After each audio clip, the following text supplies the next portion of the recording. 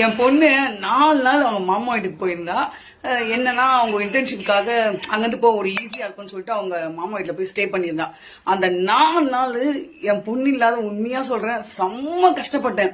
அப்பதான் நான் ஒரு யோசனை பண்ணேன், இப்பயே நம்ம இந்த 4 நாள் தாங்க முடியலையே, இப்போ கல்யாணம் எல்லாம் போயிட்டா எப்படி நம்ம இருப்போம் அப்படின்றது. மாமியார் வீடு இந்த ஒரு அம்மா வீடு தானம்மா.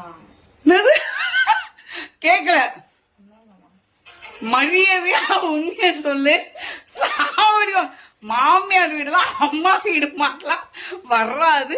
மாமியார் வீடு தான், அம்மா வீடு தான், அம்மா தான், மாமியார் தான். முதல்ல அது தெரிஞ்சுக்கோ. ரொம்ப கனவுலாம் நீ காணாத. ஐயோ இந்த கண்டென்ட் எதிர்பார்க்கல. ஆமாமா நானும் மிஸ் பண்ணுவேன் அப்படின்னு சொல்லுவான்னு தான் நினைச்சேன். என்ன வாய்ப்பு இல்லையே. ஏய் அர்த்தவாளு தெளிவா இருக்குன்னு நினைக்கிறேன். நம்ம தான் இதுக்கெல்லாம் குழந்தை நினைச்சுட்டு இருக்கோம்.